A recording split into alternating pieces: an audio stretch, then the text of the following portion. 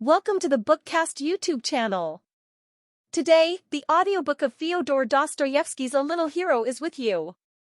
You can subscribe to our channel to listen to more audiobooks and like our video to support us. Let's start our audiobook without making you wait too long. At that time I was nearly 11. I had been sent in July to spend the holiday at a village near Moscow with a relation of mine called T, whose house was full of guests, 50, or perhaps more. I don't remember, I didn't count. The house was full of noise and gaiety. It seemed as though it were a continual holiday, which would never end. It seemed as though our host had taken a vow to squander all his vast fortune as rapidly as possible, and he did indeed succeed, not long ago, in justifying this surmise, that is, in making a clean sweep of it all to the last stick. Fresh visitors used to drive up every minute. Moscow was close by, in sight, so that those who drove away only made room for others, and the everlasting holiday went on its course. Festivities succeeded one another, and there was no end in sight to the entertainments. There were riding parties about the environs, excursions to the forest or the river, picnics, dinners in the open air, suppers on the great terrace of the house, bordered with 3 rows of gorgeous flowers that flooded with their fragrance the fresh night air, and illuminated the brilliant lights which made our ladies, who were almost every one of them pretty at all times, seem still more charming, with their faces excited by the impressions of the day, with their sparkling eyes, with their interchange of sprightly conversation, their peals of ringing laughter, dancing, music, singing. If the sky were overcast, tableaux vivants, charades, proverbs were arranged, private theatricals were got up. There were good talkers, storytellers, wits. Certain persons were prominent in the foreground. Of course, backbiting and slander ran their course, as without them the world could not get on, and millions of persons would perish of boredom, like flies. But as I was at that time 11, I was absorbed by very different interests, and either failed to observe these people, or if I noticed anything, did not see it all. It was only afterwards that some things came back to my mind. My childish eyes could only see the brilliant side of the picture, and the general animation, splendor, and bustle, all that, seen and heard for the first time, made such an impression upon me that for the first few days, I was completely bewildered and my little head was in a whirl. I keep speaking of my age, and of course I was a child, nothing more than a child. Many of these lovely ladies petted me without dreaming of considering my age. But strange to say, a sensation which I did not myself understand already had possession of me. Something was already whispering in my heart, of which till then it had had no knowledge, no conception, and for some reason it began all at once to burn and throb, and often my face glowed with a sudden flush. At times I felt as it were abashed, and even resentful of the various privileges of my childish years. At other times a sort of wonder overwhelmed me, and I would go off into some corner where I could sit unseen, as though to take breath and remember something which it seemed to me I had remembered perfectly till then, and now had suddenly forgotten, something without which I could not show myself anywhere, and could not exist at all. At last it seemed to me as though I were hiding something from every one. But nothing would have induced me to speak of it to anyone, because, small boy that I was ready to weep with shame. Soon in the midst of the vortex around me, I was conscious of a certain loneliness. There were other children, but all were either much older or younger than I. Besides, I was in no mood for them. Of course, nothing would have happened to me if I had not been in an exceptional position. In the eyes of those charming ladies, I was still the little unformed creature whom they at once liked to pet, and with whom they could play as though he were a little doll. One of them particularly, a fascinating, fair woman, with very thick luxuriant hair, such as I had never seen before and probably shall never see again, seemed to have taken a vow never to leave me in peace. I was confused, while she was amused by the laughter which she continually provoked from all around us by her wild, giddy pranks with me, and this apparently gave her immense enjoyment. At school among her schoolfellows she was probably nicknamed the Tease. She was wonderfully good-looking, and there was something in her beauty which drew one's eyes from the first moment. And certainly she had nothing in common with the ordinary modest little fair girls, white as down and soft as white mice, or pastors' daughters. She was not very tall, and was rather plump, but had soft, delicate, exquisitely cut features. There was something quick as lightning in her face, and indeed she was like fire all over, light, swift, alive. Her big open eyes seemed to flash sparks, they glittered like diamonds, and I would never exchange such blue sparkling eyes for any black ones, were they blacker than any Andalusian orb. And, indeed, my blonde was fully a match for the famous brunette whose praises were sung by a great and well-known poet, who, in a superb poem, vowed by all Castile that he was ready to break his bones to be permitted only to touch the mantle of his divinity with the tip of his finger. Add to that my charmer was the merriest in the world, the wildest giggler, playful as a child, although she had been married for the last 5 years. There was a continual laugh upon her lips, fresh as the morning rose that, with the first ray of sunshine, opens its fragrant crimson bud with the cool dewdrops still hanging heavy upon it. I remember that the day after my arrival private theatricals were being got up. The drawing room was, as they say, packed to overflowing, there was not a seat empty, and as I was somehow late I had to enjoy the performance standing. But the amusing play attracted me to move forwarder and forwarder, and unconsciously I made my way to the first row, where I stood at last leaning my elbows on the back of an armchair, in which a lady was sitting. It was my blonde divinity, but we had not yet made acquaintance. And I gazed, as it happened, at her marvelous, fascinating shoulders, plump and white as milk, though it did not matter to me in the least whether I stared at a woman's exquisite shoulders or at the cap with flaming ribbons that covered the grey locks of a venerable lady in the front row. Near my blonde divinity sat a spinster lady not in her first youth, one of those who, as I chanced to observe later, always take refuge in the immediate neighborhood of young and pretty women, selecting such as are not fond of cold-shouldering young men. But that is not the point, only this lady, noting my fixed gaze, bent down to her neighbor and with a simper whispered something in her ear. The blonde lady turned at once, and I remember that her glowing eyes so flashed upon me in the half-dark, that, not prepared to meet them, I started as though I were scalded. The beauty smiled. "Do you like what they are acting?" she asked, looking into my face with a shy and mocking expression. "Yes," I answered, still gazing at her with a sort of wonder that evidently pleased her. "But why are you standing? You'll get tired. Can't you find a seat?" "That's just it, I can't," I answered, more occupied with my grievance than with the beauty's sparkling eyes, and rejoicing in earnest at having found a kind heart to whom I could confide my troubles. "I have looked everywhere, but all the chairs are taken," I added, as though complaining to her that all the chairs were taken. "Come here," she said briskly, quick to act on every decision, and, indeed, on every mad idea that flashed on her giddy brain. "Come here, and sit on my knee." "On your knee?" I repeated, taken aback. I have mentioned already that I had begun to resent the privileges of childhood and to be ashamed of them in earnest. This lady, as though in derision, had gone ever so much further than the others. Moreover, I had always been a shy and bashful boy, and of late had begun to be particularly shy with women. "Why yes, on my knee."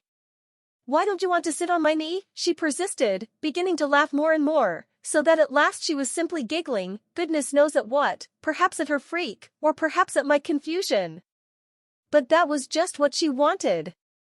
I flushed, and in my confusion looked round trying to find where to escape, but seeing my intention she managed to catch hold of my hand to prevent me from going away, and pulling it towards her, suddenly, quite unexpectedly, to my intense astonishment, squeezed it in her mischievous warm fingers, and began to pinch my fingers till they hurt so much that I had to do my very utmost not to cry out, and in my effort to control myself made the most absurd grimaces. I was, besides, moved to the greatest amazement, perplexity, and even horror, at the discovery that there were ladies so absurd and spiteful as to talk nonsense to boys, and even pinch their fingers, for no earthly reason and before everybody. Probably my unhappy face reflected my bewilderment, for the mischievous creature laughed in my face, as though she were crazy, and meantime she was pinching my fingers more and more vigorously. She was highly delighted in playing such a mischievous prank and completely mystifying and embarrassing a poor boy. My position was desperate. In the first place I was hot with shame, because almost everyone near had turned round to look at us, some in wonder, others with laughter, grasping at once that the beauty was up to some mischief. I dreadfully wanted to scream, too, for she was wringing my fingers with positive fury just because I didn't scream, while I, like a Spartan, made up my mind to endure the agony, afraid by crying out of causing a general fuss, which was more than I could face. In utter despair I began at last struggling with her, trying with all my might to pull away my hand, but my persecutor was much stronger than I was. At last I could bear it no longer, and uttered a shriek. That was all she was waiting for. Instantly she let me go, and turned away as though nothing had happened, as though it was not she who had played the trick but someone else, exactly like some schoolboy who, as soon as the master's back is turned, plays some trick on someone near him, pinches some small weak boy, gives him a flip, a kick, or a nudge with his elbows, and instantly turns again, buries himself in his book and begins repeating his lesson, and so makes a fool of the infuriated teacher who flies down like a hawk at the noise. But luckily for me the general attention was distracted at the moment by the masterly acting of our host, who was playing the chief part in the performance, some comedy of scribes. Everyone began to applaud. Under cover of the noise I stole away and hurried to the furthest end of the room, from which, concealed behind a column, I looked with horror towards the place where the treacherous beauty was sitting. She was still laughing, holding her handkerchief to her lips. And for a long time she was continually turning round, looking for me in every direction, probably regretting that our silly tussle was so soon over, and hatching some other trick to play on me. That was the beginning of our acquaintance, and from that evening she would never let me alone. She persecuted me without consideration or conscience. She became my tyrant and tormentor. The whole absurdity of her jokes with me lay in the fact that she pretended to be head over ears in love with me, and teased me before everyone. Of course, for a wild creature as I was, all this was so tiresome and vexatious that it almost reduced me to tears, and I was sometimes put in such a difficult position that I was on the point of fighting with my treacherous admirer. My naive confusion, my desperate distress, seemed to egg her on to persecute me more. She knew no mercy, while I did not know how to get away from her. The laughter which always accompanied us, and which she knew so well how to excite, roused her to fresh pranks. But at last people began to think that she went a little too far in her jests. And, indeed, as I remember now, she did take outrageous liberties with a child such as I was.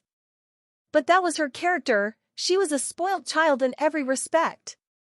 I heard afterwards that her husband, a very short, very fat, and very red-faced man, very rich and apparently very much occupied with business, spoilt her more than anyone. Always busy and flying round, he could not stay 2 hours in one place. Every day he drove into Moscow, sometimes twice in the day, and always, as he declared himself, on business. It would be hard to find a livelier and more good-natured face than his facetious, but always well-bred countenance. He not only loved his wife to the point of weakness, softness, he simply worshipped her like an idol. He did not restrain her in anything. She had masses of friends, male and female. In the first place, almost everybody liked her, and secondly, the feather-headed creature was not herself over-particular in the choice of her friends, though there was a much more serious foundation to her character than might be supposed from what I have just said about her. But of all her friends she liked best of all one young lady, a distant relation, who was also of our party now. There existed between them a tender and subtle affection, one of those attachments which sometimes spring up at the meeting of two dispositions often the very opposite of each other, of which one is deeper, purer, and more austere, while the other, with lofty humility and generous self-criticism, lovingly gives way to the other, conscious of the friend's superiority and cherishing the friendship as a happiness. Then begins that tender and noble subtlety in the relations of such characters, love and infinite indulgence on the one side, on the other love and respect, a respect approaching awe, approaching anxiety as to the impression made on the friend so highly prized, and an eager, jealous desire to get closer and closer to that friend's heart in every step in life. These two friends were of the same age, but there was an immense difference between them in everything, in looks, to begin with. Madame M. was also very handsome, but there was something special in her beauty that strikingly distinguished her from the crowd of pretty women. There was something in her face that at once drew the affection of all to her, or rather, which aroused a generous and lofty feeling of kindliness in everyone who met her. There are such happy faces. At her side everyone grew as it were better, freer, more cordial, and yet her big mournful eyes, full of fire and vigor, had a timid and anxious look, as though every minute dreading something antagonistic and menacing, and this strange timidity at times cast so mournful a shade over her mild, gentle features, which recalled the serene faces of Italian Madonnas, that looking at her one soon became oneself sad, as though for some trouble of one's own. The pale, thin face, in which, through the irreproachable beauty of the pure, regular lines and the mournful severity of some mute hidden grief, there often flitted the clear looks of early childhood, telling of trustful years and perhaps simple-hearted happiness in the recent past, the gentle but diffident, hesitating smile, all aroused such unaccountable sympathy for her that every heart was unconsciously stirred with a sweet and warm anxiety that powerfully interceded on her behalf even at a distance, and made even strangers feel akin to her. But the lovely creature seemed silent and reserved, though no one could have been more attentive and loving if anyone needed sympathy. There are women who are like sisters of mercy in life. Nothing can be hidden from them, nothing, at least, that is a sore or wound of the heart. Anyone who is suffering may go boldly and hopefully to them without fear of being a burden, for few men know the infinite patience of love, compassion and forgiveness that may be found in some women's hearts. Perfect treasures of sympathy, consolation and hope are laid up in these pure hearts, so often full of suffering of their own, for a heart which loves much grieves much, though their wounds are carefully hidden from the curious eye, for deep sadness is most often mute and concealed. They are not dismayed by the depth of the wound, nor by its foulness and its stench. Anyone who comes to them is deserving of help. They are, as it were, born for heroism. Madame M. was tall, supple and graceful, but rather thin. All her movements seemed somehow irregular, at times slow, smooth, and even dignified, at times childishly hasty, and yet, at the same time, there was a sort of timid humility in her gestures, something tremulous and defenseless, though it neither desired nor asked for protection. I have mentioned already that the outrageous teasing of the treacherous fair lady abashed me, flabbergasted me, and wounded me to the quick. But there was for that another secret, strange and foolish reason, which I concealed, at which I shuddered as at a skeleton. At the very thought of it, brooding, utterly alone and overwhelmed, in some dark mysterious corner to which the inquisitorial mocking eye of the blue-eyed rogue could not penetrate, I almost gasped with confusion, shame and fear. In short, I was in love, that perhaps is nonsense, that could hardly have been. But why was it, of all the faces surrounding me, only her face caught my attention? Why was it that it was only she whom I cared to follow with my eyes, though I certainly had no inclination in those days to watch ladies and seek their acquaintance? This happened most frequently on the evenings when we were all kept indoors by bad weather, and when, lonely, hiding in some corner of the big drawing-room, I stared about me aimlessly, unable to find anything to do, for except my teasing ladies, few people ever addressed me, and I was insufferably bored on such evenings. Then I stared at the people round me, listened to the conversation, of which I often did not understand one word, and at that time the mild eyes, the gentle smile and lovely face of Madame M., for she was the object of my passion, for some reason caught my fascinated attention, and the strange vague, but unutterably sweet impression remained with me. Often for hours together I could not tear myself away from her. I studied every gesture, every movement she made, listened to every vibration of her rich, silvery, but rather muffled voice. But strange to say, as the result of all my observations, I felt, mixed with a sweet and timid impression, a feeling of intense curiosity. It seemed as though I were on the verge of some mystery. Nothing distressed me so much as being mocked at in the presence of Madame M. This mockery and humorous persecution, as I thought, humiliated me. And when there was a general burst of laughter at my expense, in which Madame M. sometimes could not help joining, in despair, beside myself with misery, I used to tear myself from my tormentor and run away upstairs, where I remained in solitude the rest of the day, not daring to show my face in the drawing-room. I did not yet, however, understand my shame nor my agitation. The whole process went on in me unconsciously. I had hardly said 2 words to Madame M., and indeed I should not have dared to. But one evening after an unbearable day, I turned back from an expedition with the rest of the company. I was horribly tired and made my way home across the garden. On a seat in a secluded avenue, I saw Madame M. She was sitting quite alone, as though she had purposely chosen this solitary spot. Her head was drooping and she was mechanically twisting her handkerchief. She was so lost in thought that she did not hear me till I reached her. Noticing me, she got up quickly from her seat, turned round, and I saw her hurriedly wipe her eyes with her handkerchief. She was crying. Drying her eyes, she smiled to me and walked back with me to the house. I don't remember what we talked about, but she frequently sent me off on one pretext or another, to pick a flower, or to see who was riding in the next avenue. And when I walked away from her, she at once put her handkerchief to her eyes again and wiped away rebellious tears, which would persist in rising again and again from her heart and dropping from her poor eyes. I realized that I was very much in her way when she sent me off so often, and, indeed, she saw herself that I noticed it all, but yet could not control herself, and that made my heart ache more and more for her. I raged at myself at that moment and was almost in despair, cursed myself for my awkwardness and lack of resource, and at the same time did not know how to leave her tactfully, without betraying that I had noticed her distress, but walked beside her in mournful bewilderment, almost in alarm, utterly at a loss and unable to find a single word to keep up our scanty conversation. This meeting made such an impression on me that I stealthily watched Madame M. the whole evening with eager curiosity, and never took my eyes off her. But it happened that she twice caught me unawares watching her, and on the second occasion, noticing me, she gave me a smile. It was the only time she smiled that evening. The look of sadness had not left her face, which was now very pale. She spent the whole evening talking to an ill-natured and quarrelsome old lady, whom nobody liked owing to her spying and backbiting habits, but of whom everyone was afraid, and consequently everyone felt obliged to be polite to her. At 10 o'clock Madame M.'s husband arrived. Till that moment I watched her very attentively, never taking my eyes off her mournful face. Now at the unexpected entrance of her husband I saw her start, and her pale face turned suddenly as white as a handkerchief. It was so noticeable that other people observed it. I overheard a fragmentary conversation from which I guessed that Madame M. was not quite happy. They said her husband was as jealous as an Arab, not from love, but from vanity. He was before all things a European, a modern man, who sampled the newest ideas and prided himself upon them. In appearance he was a tall, dark-haired, particularly thick-set man, with European whiskers, with a self-satisfied, red face, with teeth white as sugar, and with an irreproachably gentlemanly deportment. He was called a clever man. Such is the name given in certain circles to a peculiar species of mankind which grows fat at other people's expense, which does absolutely nothing and has no desire to do anything, and whose heart has turned into a lump of fat from everlasting slothfulness and idleness.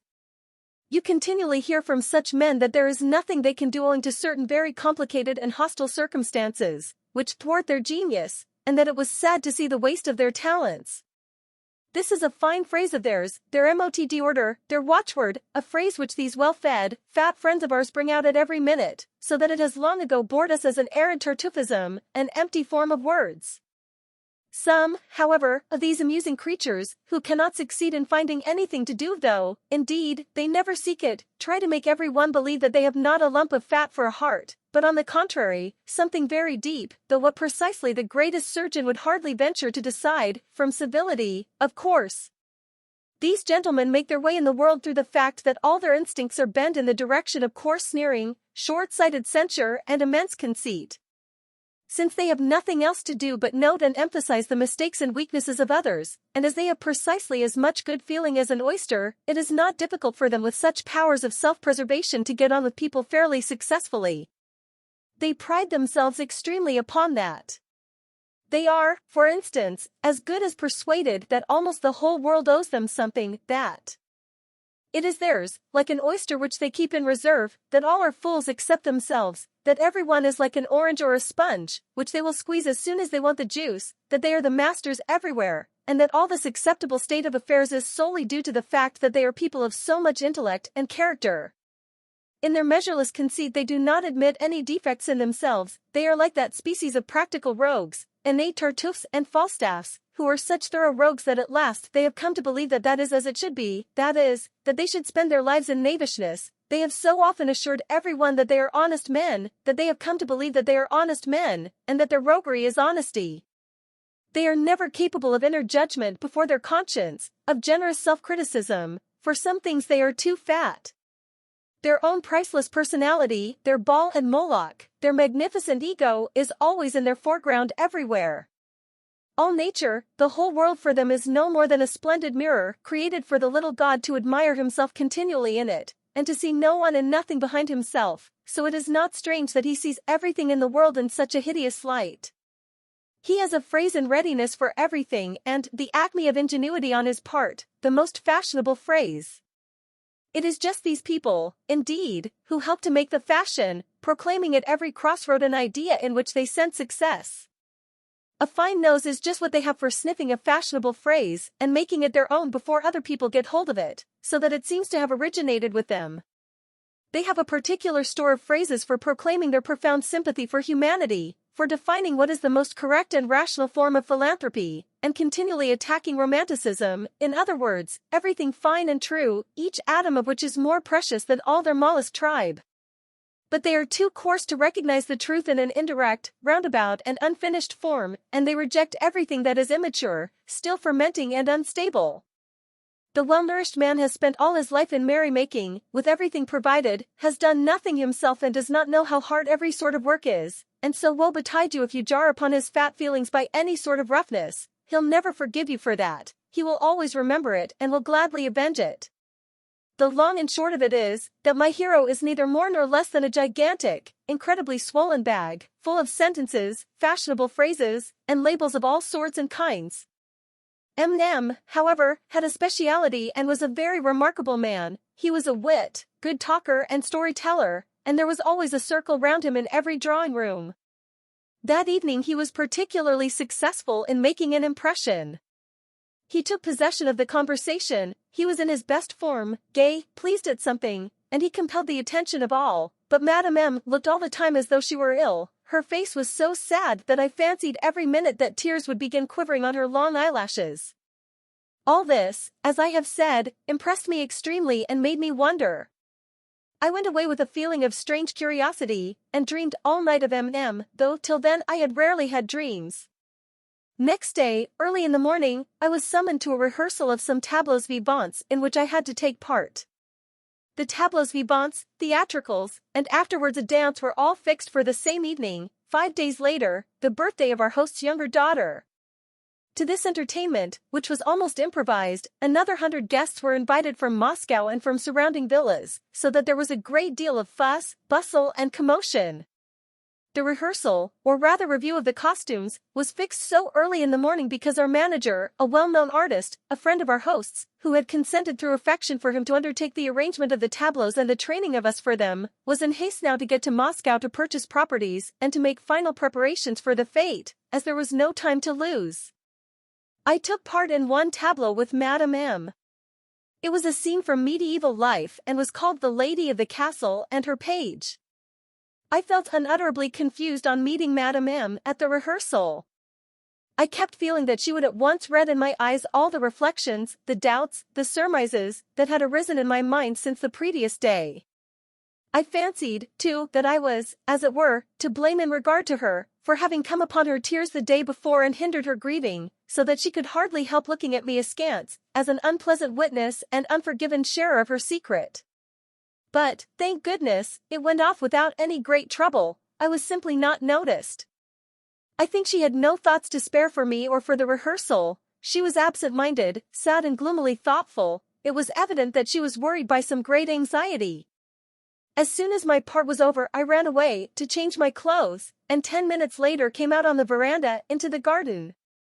Almost at the same time Madame M. came out by another door, and immediately afterwards coming towards us appeared her self-satisfied husband, who was returning from the garden, after just escorting into it quite a crowd of ladies and there handing them over to a competent cavalier servant. The meeting of the husband and wife was evidently unexpected. Madame M., I don't know why, grew suddenly confused, and a faint trace of vexation was betrayed in her impatient movement. The husband, who had been carelessly whistling in air and with an air of profundity stroking his whiskers, now, on meeting his wife, frowned and scrutinized her, as I remember now, with a markedly inquisitorial stare.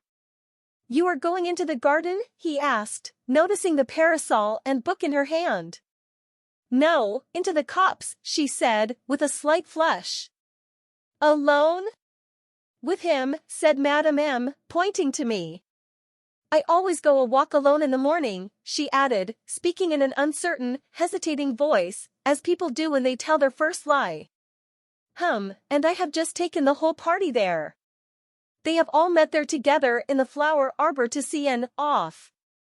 He is going away, you know. Something has gone wrong in Odessa. Your cousin," he meant the fair beauty, "is laughing and crying at the same time, there is no making her out. She says, though, that you are angry with N about something and so wouldn't go and see him off. Nonsense, of course. She's laughing, said Madame M, coming down the veranda steps. So this is your daily cavalier servant, added M, with a wry smile, turning his lorgnette upon me.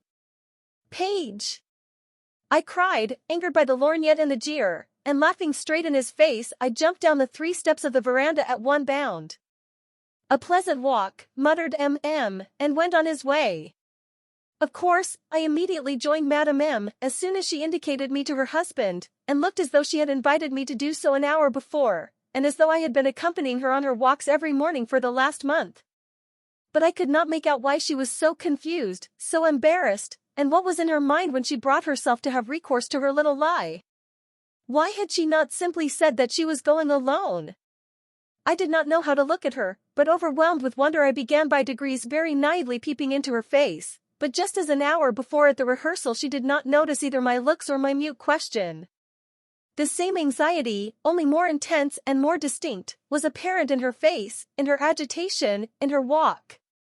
She was in haste, and walked more and more quickly, and kept looking uneasily down every avenue, down every path in the wood that led in the direction of the garden. And I, too, was expecting something. Suddenly there was the sound of horses' hoofs behind us. It was the whole party of ladies and gentlemen on horseback escorting N, the gentleman who was so suddenly deserting us. Among the ladies was my fair tormentor, of whom M had told us that she was in tears. But characteristically she was laughing like a child, and was galloping briskly on a splendid bay horse. On reaching us N took off his hat, but did not stop, nor say one word to Madame M. Soon all the cavalcade disappeared from our sight. I glanced at Madame M, and almost cried out in wonder. She was standing as white as a handkerchief and big tears were gushing from her eyes. By chance our eyes met. Madame M suddenly flushed and turned away for an instant, and a distinct look of uneasiness and vexation flitted across her face. I was in the way, worse even than last time, that was clearer than day, but how was I to get away? And, as though guessing my difficulty, Madame M opened the book which she had in her hand, and coloring and evidently trying not to look at me she said, as though she had only suddenly realized it. Ah! It is the second part. I've made a mistake, please bring me the first. I could not but understand. My part was over, and I could not have been more directly dismissed. I ran off with her book and did not come back. The first part lay undisturbed on the table that morning. But I was not myself. In my heart there was a sort of haunting terror. I did my utmost not to meet Madame M. But I looked with wild curiosity at the self-satisfied person of M, as though there must be something special about him now. I don't understand what was the meaning of my absurd curiosity. I only remember that I was strangely perplexed by all that I had chanced to see that morning. But the day was only just beginning, and it was fruitful in events for me. Dinner was very early that day. An expedition to a neighboring hamlet to see a village festival that was taking place there had been fixed for the evening, and so it was necessary to be in time to get ready. I had been dreaming for the last 3 days of this excursion, anticipating all sorts of delights. Almost all the company gathered together on the veranda for coffee.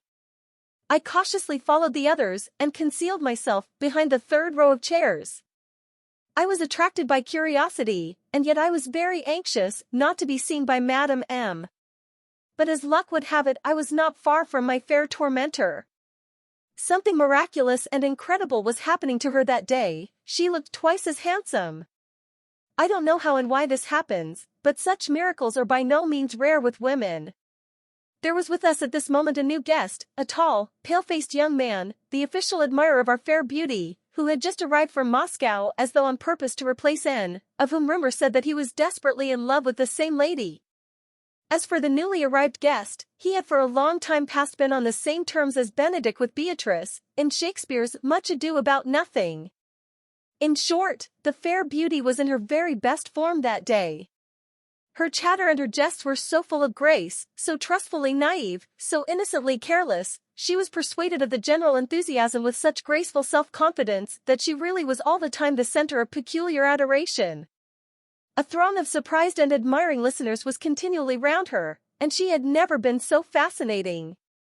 Every word she uttered was marvelous and seductive, was caught up and handed round in the circle, and not one word, one jest, one sally was lost. I fancy no one had expected from her such taste, such brilliance, such wit. Her best qualities were, as a rule, buried under the most harum-scarum willfulness, the most schoolboyish pranks, almost verging on buffoonery. They were rarely noticed, and, when they were hardly believed in, so that now her extraordinary brilliancy was accompanied by an eager whisper of amazement among all. There was, however, one peculiar and rather delicate circumstance, judging at least by the part in it played by Madame M.'s husband, which contributed to her success. The madcap ventured, and I must add to the satisfaction of almost every one or, at any rate, to the satisfaction of all the young people, to make a furious attack upon him, owing to many causes, probably of great consequence in her eyes. She carried on with him a regular crossfire of witticisms, of mocking and sarcastic sallies, of that most elusive and treacherous kind that, smoothly wrapped up on the surface, hit the mark without giving the victim anything to lay hold of, and exhaust him in fruitless efforts to repel the attack, reducing him to fury and comic despair. I don't know for certain, but I fancy the whole proceeding was not improvised, but premeditated. This desperate duel had begun earlier, at dinner. I call it desperate because M.M. was not quick to surrender. He had to call upon all his presence of mind, all his sharp wit and rare resourcefulness, not to be completely covered with ignominy. The conflict was accompanied by the continual and irrepressible laughter of all who witnessed and took part in it. That day was for him very different from the day before. It was noticeable that Madame M. several times did her utmost to stop her indiscreet friend, who was certainly trying to depict the jealous husband in the most grotesque and absurd guise, in the guise of a Bluebeard it must be supposed, judging from all probabilities, from what has remained in my memory and finally from the part which I myself was destined to play in the affair. I was drawn into it in a most absurd manner, quite unexpectedly.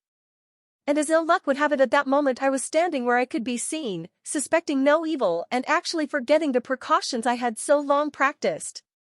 Suddenly I was brought into the foreground as a sworn foe and natural rival of M.M., as desperately in love with his wife, of which my persecutress vowed and swore that she had proofs, saying that only that morning she had seen in the copse. But before she had time to finish I broke in at the most desperate minute.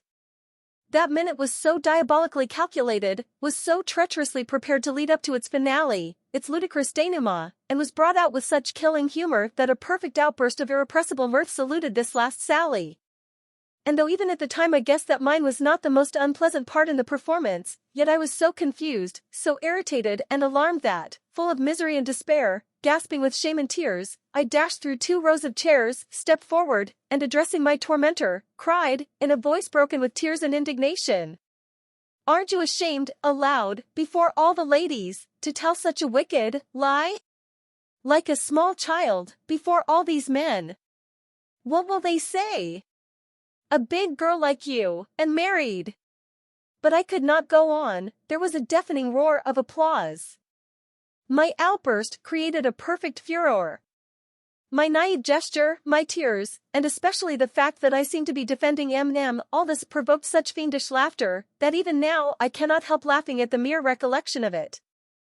I was overcome with confusion, senseless with horror and, burning with shame, hiding my face in my hands rushed away, knocked a tray out of the hands of a footman who was coming in at the door, and flew upstairs to my own room. I pulled out the key, which was on the outside of the door, and locked myself in. I did well, for there was a hue and cry after me. Before a minute had passed my door was besieged by a mob of the prettiest ladies. I heard their ringing laughter, their incessant chatter, their trilling voices, they were all twittering at once, like swallows. All of them, every one of them, begged and besought me to open the door, if only for a moment, swore that no harm should come to me, only that they wanted to smother me with kisses. But, what could be more horrible than this novel threat? I simply burned with shame at the other side of the door, hiding my face in the pillows, and did not open, did not even respond. The ladies kept up their knocking for a long time, but I was deaf and obdurate as only a boy of 11 could be. But what could I do now? Everything was laid bare, everything had been exposed, everything I had so jealously guarded and concealed. Everlasting disgrace and shame had fallen on me. But it is true that I could not myself have said why I was frightened and what I wanted to hide, yet I was frightened of something and had trembled like a leaf at the thought of that something's being discovered. Only till that minute I had not known what it was, whether it was good or bad, splendid or shameful, praiseworthy or reprehensible. Now in my distress, in the misery that had been forced upon me, I learned that it was absurd and shameful. Instinctively I felt at the same time that this verdict was false, inhuman, and coarse, but I was crushed, annihilated, consciousness seemed checked in me and thrown into confusion. I could not stand up against that verdict, nor criticize it properly. I was befogged. I only felt that my heart had been inhumanly and shamelessly wounded, and was brimming over with impotent tears. I was irritated, but I was boiling with indignation and hate such as I had never felt before, for it was the first time in my life that I had known real sorrow, insult, and injury, and it was truly that, without any exaggeration. The first untried, unformed feeling had been so coarsely handled in me, a child. The first fragrant, virginal modesty had been so soon exposed and insulted, and the first and perhaps very real and aesthetic impression had been so outraged. Of course there was much my persecutors did not know and did not divine in my sufferings. One circumstance, which I had not succeeded in analyzing till then, of which I had been as it were afraid, partly entered into it. I went on lying on my bed in despair and misery, hiding my face in my pillow, and I was alternately feverish and shivery. I was tormented by two questions. First, what had the wretched fair beauty seen, and, in fact, what could she have seen that morning in the copse between Madame M. and me? And secondly, how could I now look Madame M. in the face, without dying on the spot of shame and despair? An extraordinary noise in the yard roused me at last from the state of semi-consciousness into which I had fallen. I got up and went to the window. The whole yard was packed with carriages, saddle horses, and bustling servants. It seemed that they were all setting off. Some of the gentlemen had already mounted their horses, others were taking their places in the carriages. Then I remembered the expedition to the village fete, and little by little an uneasiness came over me. I began anxiously looking for my pony in the yard, but there was no pony there, so they must have forgotten me. I could not restrain myself, and rushed headlong downstairs, thinking no more of unpleasant meetings or my recent ignominy. Terrible news awaited me. There was neither a horse nor seat in any of the carriages to spare for me. Everything had been arranged, all the seats were taken, and I was forced to give place to others. Overwhelmed by this fresh blow, I stood on the steps and looked mournfully at the long rows of coaches, carriages, and chaises, in which there was not the tiniest corner left for me, and at the smartly dressed ladies, whose horses were restlessly curvetting. One of the gentlemen was late. They were only waiting for his arrival to set off. His horse was standing at the door, champing the bit, pawing the earth with his hoofs, and at every moment starting and rearing. Two stable boys were carefully holding him by the bridle, and every one else apprehensively stood at a respectful distance from him. A most vexatious circumstance had occurred, which prevented my going. In addition to the fact that new visitors had arrived, filling up all the seats, two of the horses had fallen ill, one of them being my pony. But I was not the only person to suffer. It appeared that there was no horse for our new visitor, the pale-faced young man of whom I have spoken already. To get over this difficulty, our host had been obliged to have recourse to the extreme step of offering his fiery, unbroken stallion, adding, to satisfy his conscience, that it was impossible to ride him, and that they had long intended to sell the beast for its vicious character, if only a purchaser could be found. But, in spite of his warning, the visitor declared that he was a good horseman, and in any case ready to mount anything rather than not go. Our host said no more, but now I fancied that a sly and ambiguous smile was straying on his lips. He waited for the gentleman who had spoken so well of his own horsemanship, and stood, without mounting his horse, impatiently rubbing his hands and continually glancing towards the door. Some similar feeling seemed shared by the two stable boys, who were holding the stallion, almost breathless with pride at seeing themselves before the whole company in charge of a horse which might any minute kill a man for no reason whatever. Something akin to their master's sly smile gleamed, too, in their eyes, which were round with expectation, and fixed upon the door from which the bold visitor was to appear. The horse himself, too, behaved as though he were in league with our host and the stable boys. He bore himself proudly and haughtily, as though he felt that he were being watched by several dozen curious eyes and were glorying in his evil reputation exactly as some incorrigible rogue might glory in his criminal exploits. He seemed to be defying the bold man who would venture to curb his independence. That bold man did at last make his appearance. Conscience-stricken at having kept everyone waiting, hurriedly drawing on his gloves, he came forward without looking at anything, ran down the steps, and only raised his eyes as he stretched out his hand to seize the mane of the waiting horse. But he was at once disconcerted by his frantic rearing and a warning scream from the frightened spectators. The young man stepped back and looked in perplexity at the vicious horse, which was quivering all over, snorting with anger, and rolling his bloodshot eyes ferociously, continually rearing on his hind legs and flinging up his fore legs as though he meant to bolt into the air and carry the two stable boys with him. For a minute the young man stood completely nonplussed, then, flushing slightly with some embarrassment, he raised his eyes and looked at the frightened ladies. "A very fine horse," he said, as though to himself, "and to my thinking it ought to be a great pleasure to ride him, but do you know, I think I won't go," he concluded, turning to our host with the broad, good-natured smile which so suited his kind and clever face. "Yet I consider you are an excellent horseman, I assure you," answered the owner of the unapproachable horse, delighted, and he warmly and even gratefully pressed the young man's hand, "just because from the first moment you saw the sort of brute you had to deal with," he added with dignity.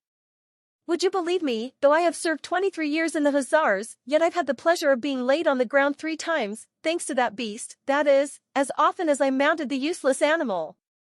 Tancred, my boy, there's no one here fit for you. Your rider, it seems, must be some Ilya Muromets, and he must be sitting quiet now in the village of Kapacharovo, waiting for your teeth to fall out. Come, take him away, he has frightened people enough. It was a waste of time to bring him out," he cried, rubbing his hands complacently. It must be observed that Tancred was no sort of use to his master and simply ate corn for nothing. Moreover, the old hussar had lost his reputation for a knowledge of horseflesh by paying a fabulous sum for the worthless beast, which he had purchased only for his beauty, yet he was delighted now that Tancred had kept up his reputation, had disposed of another rider, and so had drawn closer on himself fresh senseless laurels. "So you are not going?" cried the blonde beauty, who was particularly anxious that her cavalier servant should be in attendance on this occasion. "Surely you are not frightened?" "Upon my word I am," answered the young man. "Are you in earnest? Why, do you want me to break my neck? Then make haste and get on my horse, don't be afraid, it is very quiet. We won't delay them, they can change the saddles in a minute. I'll try to take yours. Surely Tancred can't always be so unruly." No sooner said than done, the madcap leaped out of the saddle and was standing before us as she finished the last sentence. "You don't know Tancred, if you think he will allow your wretched side saddle to be put on him. Besides, I would not let you break your neck, it would be a pity," said our host, at that moment of inward gratification affecting, as his habit was, a studied brusqueness and even coarseness of speech, which he thought in keeping with a jolly good fellow and an old soldier, and which he imagined to be particularly attractive to the ladies. This was one of his favorite fancies, his favorite whim, with which we were all familiar. "Well, crybaby, wouldn't you like to have a try? You wanted so much to go," said the valiant horsewoman, noticing me and pointing tauntingly at Tancred, because I had been so imprudent as to catch her eye, and she would not let me go without a biting word, that she might not have dismounted from her horse absolutely for nothing. "I expect you are not such a, we all know you are a hero, and would be ashamed to be afraid, especially when you will be looked at, you fine page," she added, with a fleeting glance at Madame M., whose carriage was the nearest to the entrance. A rush of hatred and vengeance had flooded my heart, when the fair Amazon had approached us with the intention of mounting Tancred.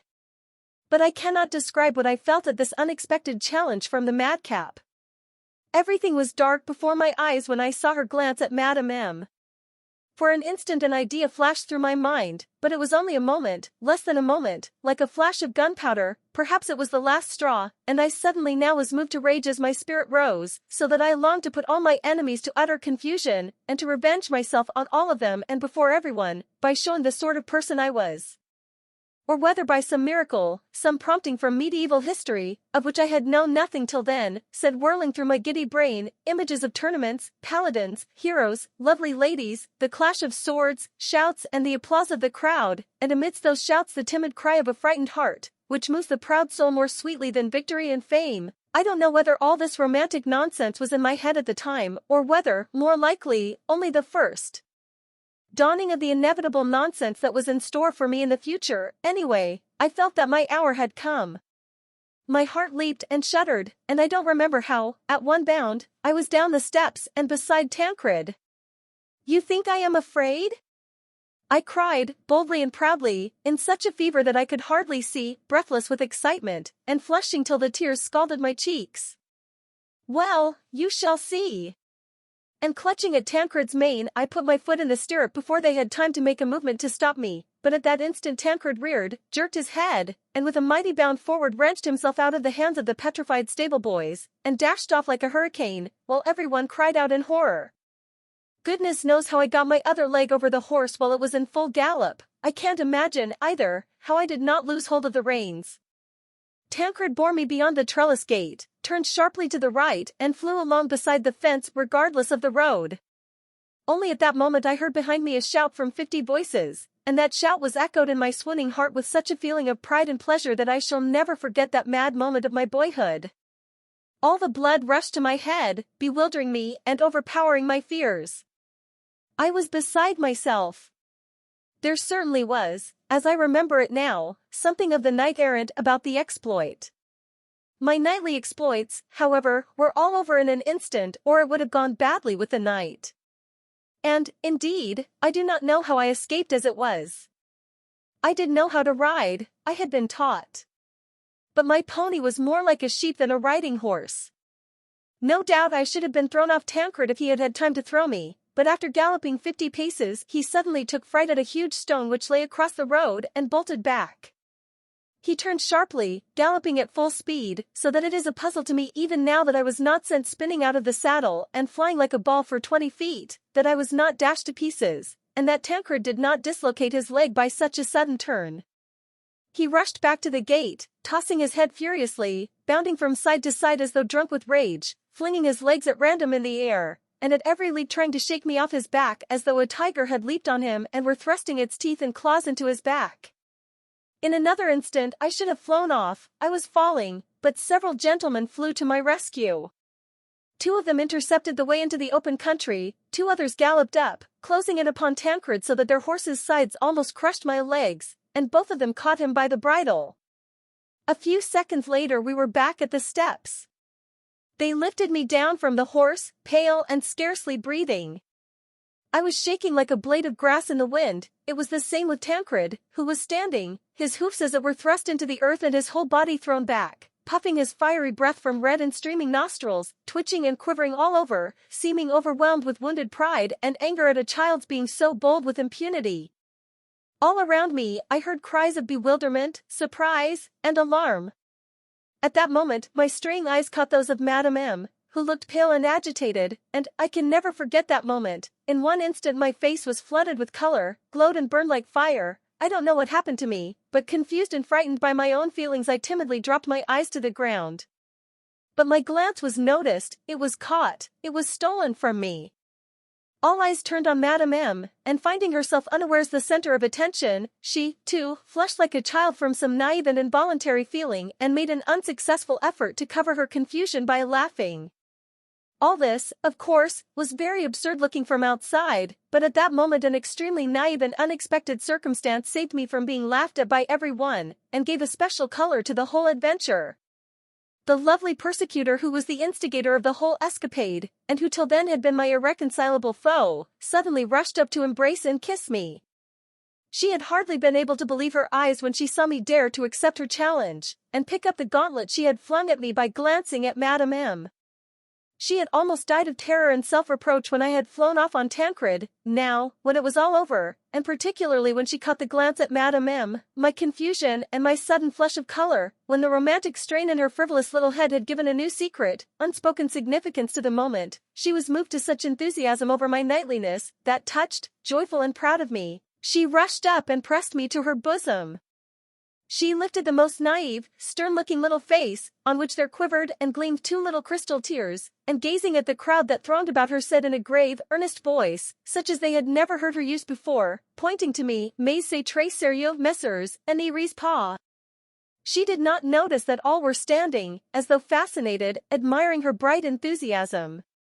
Her swift, unexpected action, her earnest little face, the simple-hearted naivete, the unexpected feeling betrayed by the tears that welled in her invariably laughter-loving eyes, were such a surprise that everyone stood before her as though electrified by her expression, her rapid, fiery words and gestures. It seemed as though no one could take his eyes off her for fear of missing that rare moment in her enthusiastic face. Even our host flushed crimson as a tulip, and people declared that they heard him confess afterwards that to his shame he had been in love for a whole minute with his charming guest. Well, of course, after this I was a knight, a hero. De Lorge! Toggenburg was heard in the crowd. There was a sound of applause. Hurrah for the rising generation, added the host. But he is coming with us, he certainly must come with us, said the beauty, we will find him a place, we must find him a place. He shall sit beside me, on my knee, but no, no. That's a mistake, she corrected herself, laughing, unable to restrain her mirth at our first encounter. But as she laughed she stroked my hand tenderly, doing all she could to soften me, that I might not be offended. Of course, several voices chimed in, he must go, he has won his place. The matter was settled in a trice. The same old maid who had brought about my acquaintance with the blonde beauty was at once besieged with entreaties from all the younger people to remain at home and let me have her seat. She was forced to consent, to her intense vexation, with a smile and a stealthy hiss of anger. Her protectress, who was her usual refuge, my former foe and new friend, called to her as she galloped off on her spirited horse, laughing like a child, that she envied her and would have been glad to stay at home herself, for it was just going to rain and we should all get soaked. And she was right in predicting rain. A regular downpour came on within an hour and the expedition was done for. We had to take shelter for some hours in the huts of the village, and had to return home between 9 and 10 in the evening in the damp mist that followed the rain. I began to be a little feverish. At the minute when I was starting, Madame M. came up to me and expressed surprise that my neck was uncovered and that I had nothing on over my jacket. I answered that I had not had time to get my coat. She took out a pin and pinned up the turned-down collar of my shirt, took off her own neck a crimson gauze kerchief, and put it round my neck that I might not get a sore throat. She did this so hurriedly that I had not time even to thank her. But when we got home I found her in the little drawing-room with the blonde beauty and the pale-faced young man who had gained glory for horsemanship that day by refusing to ride Tancred. I went up to thank her and give back the scarf. But now, after all my adventures, I felt somehow ashamed. I wanted to make haste and get upstairs, there at my leisure, to reflect and consider. I was brimming over with impressions. As I gave back the kerchief I blushed up to my ears, as usual. I bet he would like to keep the kerchief, said the young man laughing. One can see that he is sorry to part with your scarf. That's it, the fair lady put in. What a boy! Oh, she said, shaking her head with obvious vexation, but she stopped in time at a grave glance from Madame M., who did not want to carry the jest too far. I made haste to get away. Well, you are a boy, said the madcap, overtaking me in the next room and affectionately taking me by both hands. Why, you should have simply not returned the kerchief if you wanted so much to have it. You should have said you put it down somewhere, and that would have been the end of it. What a simpleton! Couldn't even do that. What a funny boy! And she tapped me on the chin with her finger, laughing at my having flushed as red as a poppy. I am your friend now, you know, am I not? Our enmity is over, isn't it? Yes or no? I laughed and pressed her fingers without a word. Oh, why are you so pale and shivering? Have you caught a chill? Yes, I don't feel well. Ah, poor fellow. That's the result of overexcitement. Do you know what? You had better go to bed without sitting up for supper, and you will be all right in the morning. Come along.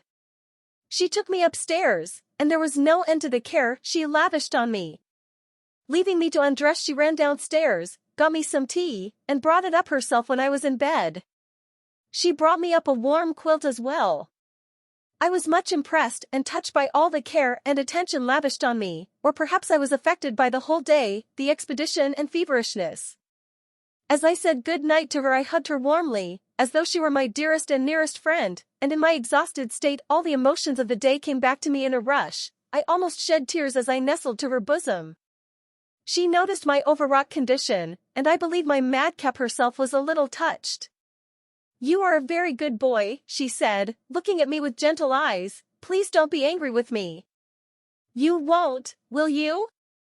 In fact, we became the warmest and truest of friends. It was rather early when I woke up, but the sun was already flooding the whole room with brilliant light. I jumped out of bed feeling perfectly well and strong, as though I had had no fever the day before. Indeed, I felt now unutterably joyful. I recalled the previous day and felt that I would have given any happiness if I could at that minute have embraced my new friend, the fair-haired beauty, again, as I had the night before, but it was very early and everyone was still asleep. Hurriedly dressing, I went out into the garden and from there into the copse. I made my way where the leaves were thickest, where the fragrance of the trees was more resinous, and where the sun peeped in most gaily, rejoicing that it could penetrate the dense darkness of the foliage. It was a lovely morning. Going on further and further, before I was aware of it I had reached the further end of the copse and came out on the river Moskva. It flowed at the bottom of the hill, 200 paces below. On the opposite bank of the river they were mowing. I watched whole rows of sharp scythes gleam all together in the sunlight at every swing of the mower and then vanish again like little fiery snakes going into hiding. I watched the cut grass flying on one side in dense rich swathes and being laid in long straight lines. I don't know how long I spent in contemplation. At last I was roused from my reverie by hearing a horse snorting and impatiently pawing the ground 20 paces from me, in the track which ran from the high road to the manor house. I don't know whether I heard this horse as soon as the rider rode up and stopped there, or whether the sound had long been in my ears without rousing me from my dreaming. Moved by curiosity, I went into the copse, and before I had gone many steps I caught the sound of voices speaking rapidly, though in subdued tones. I went up closer, carefully parting the branches of the bushes that edged the path, and at once sprang back in amazement. I caught a glimpse of a familiar white dress, and a soft feminine voice resounded like music in my heart. It was Madame M.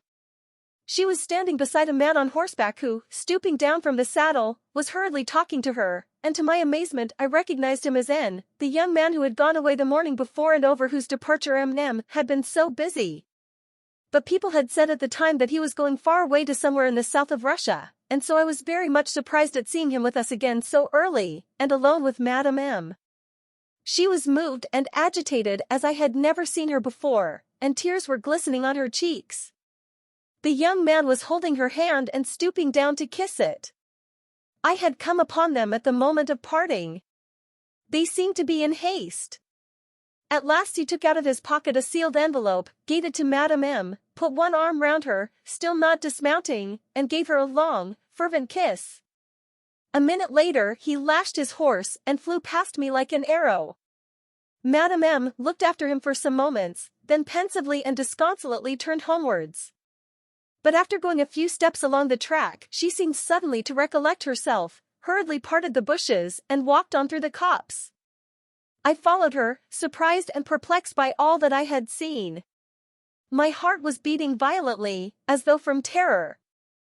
I was, as it were, benumbed and befogged, my ideas were shattered and turned upside down, but I remember I was, for some reason, very sad.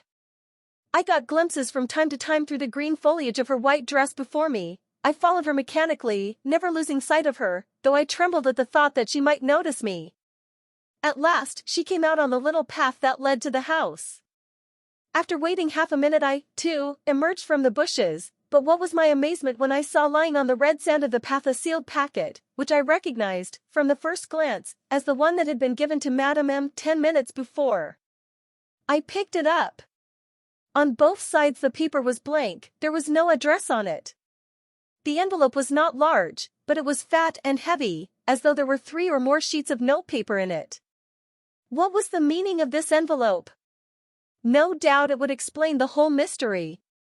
Perhaps in it there was said all that N. had scarcely hoped to express in their brief, hurried interview. He had not even dismounted. Whether he had been in haste or whether he had been afraid of being false to himself at the hour of parting, God only knows. I stopped, without coming out on the path, threw the envelope in the most conspicuous place on it, and kept my eyes upon it, supposing that Madame M. would notice the loss and come back and look for it. But after waiting 4 minutes I could stand it no longer. I picked up my find again, put it in my pocket, and set off to overtake Madame M. I came upon her in the big avenue in the garden. She was walking straight towards the house, with a swift and hurried step, though she was lost in thought, and her eyes were on the ground. I did not know what to do. Go up to her, give it her? That would be as good as saying that I knew everything, that I had seen it all. I should betray myself at the first word.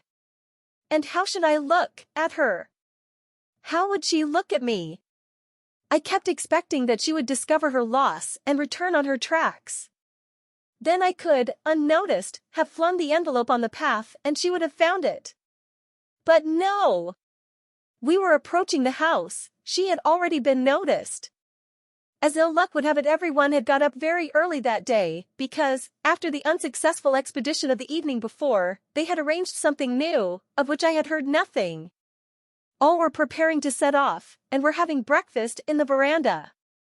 I waited for 10 minutes, that I might not be seen with Madame M., and making a circuit of the garden approached the house from the other side a long time after her.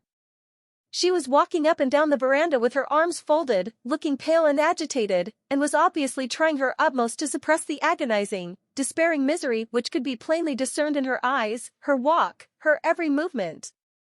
Sometimes she went down the veranda steps and walked a few paces among the flower beds in the direction of the garden. Her eyes were impatiently, greedily, even incautiously, seeking something on the sand of the path and on the floor of the veranda. There could be no doubt she had discovered her loss and imagined she had dropped the letter somewhere here, near the house. Yes, that must be so, she was convinced of it. Someone noticed that she was pale and agitated, and others made the same remark. She was besieged with questions about her health and condolences. She had to laugh, to jest, to appear lively. From time to time she looked at her husband, who was standing at the end of the terrace talking to 2 ladies, and the poor woman was overcome by the same shudder, the same embarrassment, as on the day of his first arrival. Thrusting my hand into my pocket and holding the letter tight in it, I stood at a little distance from them all, praying to fate that Madame M. should notice me. I longed to cheer her up, to relieve her anxiety, if only by a glance, to say a word to her on the sly. But when she did chance to look at me, I dropped my eyes. I saw her distress, and I was not mistaken. To this day, I don't know her secret. I know nothing but what I saw and what I have just described. The intrigue was not such, perhaps, as one might suppose at the first glance. Perhaps that kiss was the kiss of farewell, perhaps it was the last slight reward for the sacrifice made to her peace and honor. N. was going away, he was leaving her, perhaps forever. Even that letter I was holding in my hand, who can tell what it contained? How can one judge? And who can condemn? And yet there is no doubt that the sudden discovery of her secret would have been terrible, would have been a fatal blow for her. I still remember her face at that minute. It could not have shown more suffering. To feel, to know, to be convinced, to expect, as though it were one's execution, that in a quarter of an hour, in a minute perhaps, all might be discovered, the letter might be found by someone, picked up, there was no address on it, it might be opened, and then? What then? What torture could be worse than what was awaiting her? She moved about among those who would be her judges. In another minute their smiling, flattering faces would be menacing and merciless. She would read mockery, malice, and icy contempt on those faces, and then her life would be plunged in everlasting darkness, with no dawn to follow. Yes, I did not understand it then as I understand it now. I could only have vague suspicions and misgivings, and a heartache at the thought of her danger, which I could not fully understand. But whatever lay hidden in her secret, much was expiated, if expiation were needed, by those moments of anguish of which I was witness, and which I shall never forget. But then came a cheerful summons to set off. Immediately everyone was bustling about gaily, laughter and lively chatter were heard on all sides. Within 2 minutes, the veranda was deserted. Madame M declined to join the party, acknowledging at last that she was not well. But, thank God, all the others set off, everyone was in haste, and there was no time to worry her with commiseration, inquiries, and advice. A few remained at home. Her husband said a few words to her. She answered that she would be all right directly, that he need not be uneasy, that there was no occasion for her to lie down, that she would go into the garden, alone, with me. Here she glanced at me. Nothing could be more fortunate. I flushed with pleasure, with delight. A minute later we were on the way. She walked along the same avenues and paths by which she had returned from the copse, instinctively remembering the way she had come, gazing before her with her eyes fixed on the ground, looking about intently without answering me, possibly forgetting that I was walking beside her.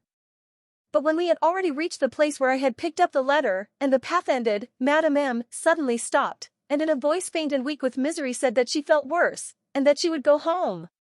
But when she reached the garden fence she stopped again and thought a minute. A smile of despair came on her lips, and utterly worn out and exhausted, resigned, and making up her mind to the worst, she turned without a word and retraced her steps, even forgetting to tell me of her intention. My heart was torn with sympathy, and I did not know what to do. We went, or rather I led her, to the place from which an hour before I had heard the tramp of a horse and their conversation.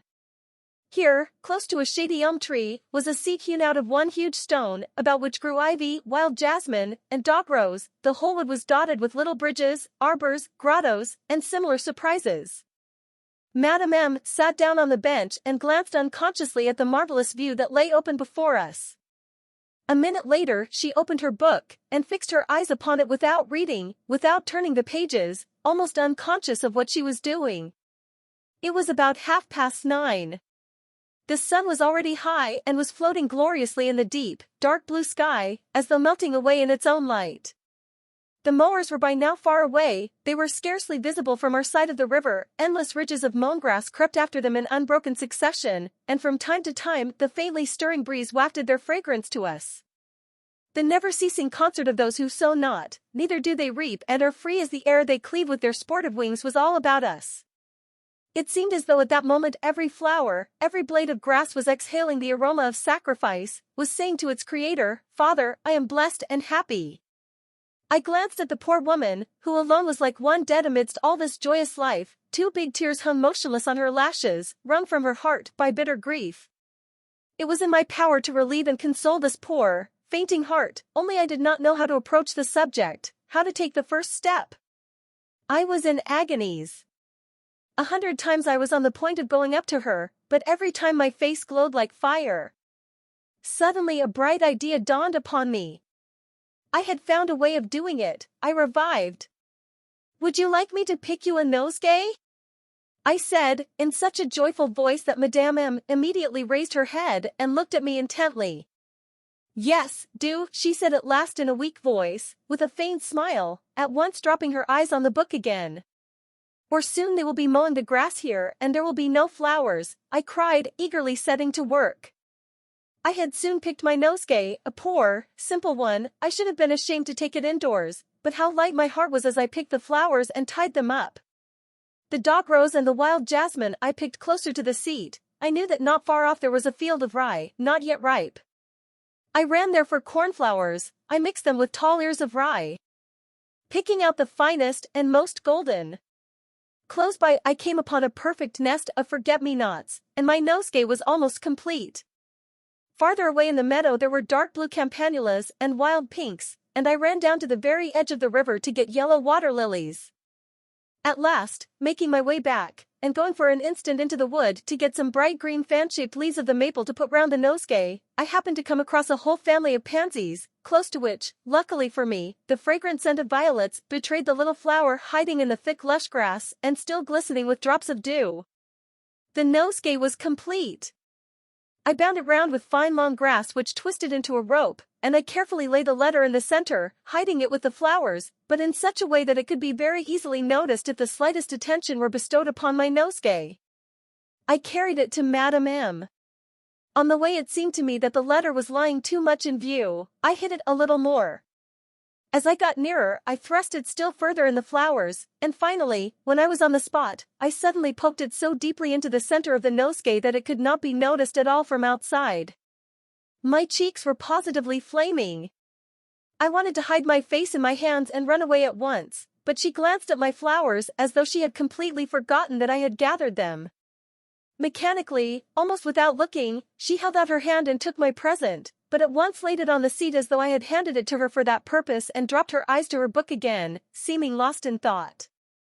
I was ready to cry at this mischance. If only my nosegay were close to her, I thought, if only she had not forgotten it. I lay down on the grass not far off, put my right arm under my head, and closed my eyes as though I were overcome by drowsiness. But I waited, keeping my eyes fixed on her. 10 minutes passed. It seemed to me that she was getting paler and paler. Fortunately, a blessed chance came to my aid. This was a big, golden bee, brought by a kindly breeze, luckily for me. It first buzzed over my head, and then flew up to Madame M. She waved it off once or twice, but the bee grew more and more persistent. At last Madame M. snatched up my nosegay and waved it before my face. At that instant the letter dropped out from among the flowers and fell straight upon the open book. I started. For some time Madame M., mute with amazement, stared first at the letter and then at the flowers which she was holding in her hands, and she seemed unable to believe her eyes. All at once she flushed, started, and glanced at me. But I caught her movement and I shut my eyes tight, pretending to be asleep. Nothing would have induced me to look her straight in the face at that moment. My heart was throbbing and leaping like a bird in the grasp of some village boy. I don't remember how long I lay with my eyes shut, 2 or 3 minutes. At last I ventured to open them.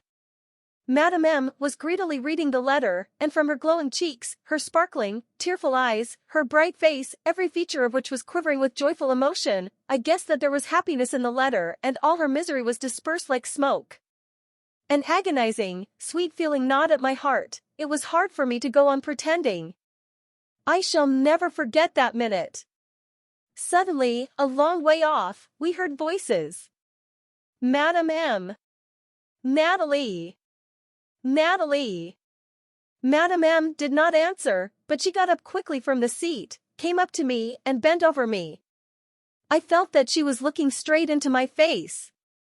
My eyelashes quivered, but I controlled myself and did not open my eyes. I tried to breathe more evenly and quietly, but my heart smothered me with its violent throbbing. Her burning breath scorched my cheeks. She bent close down to my face as though trying to make sure. At last a kiss and tears fell on my hand, the one which was lying on my breast. Natalie! Natalie! Where are you? We heard again, this time quite close. Coming, said Madame M. in her mellow, silvery voice, which was so choked and quivering with tears and so subdued that no one but I could hear that, coming. But at that instant my heart at last betrayed me and seemed to send all my blood rushing to my face. At that instant a swift, burning kiss scalded my lips. I uttered a faint cry. I opened my eyes, but at once the same gauze kerchief fell upon them, as though she meant to screen me from the sun. An instant later she was gone. I heard nothing but the sound of rapidly retreating steps. I was alone. I pulled off her kerchief and kissed it, beside myself with rapture. For some moments I was almost frantic. Hardly able to breathe, leaning on my elbow on the grass, I stared unconsciously before me at the surrounding slopes, streaked with cornfields, at the river that flowed twisting and winding far away, as far as the eye could see, between fresh hills and villages that gleamed like dots all over the sunlit distance, at the dark blue, hardly visible forests, which seemed as though smoking at the edge of the burning sky, and a sweet stillness inspired by the triumphant peacefulness of the picture gradually brought calm to my troubled heart. I felt more at ease and breathed more freely, but my whole soul was full of a dumb, sweet yearning, as though a veil had been drawn from my eyes as though at a foretaste of something. My frightened heart, faintly quivering with expectation, was groping timidly and joyfully towards some conjecture, and all at once my bosom heaved, began aching as though something had pierced it, and tears, sweet tears, gushed from my eyes.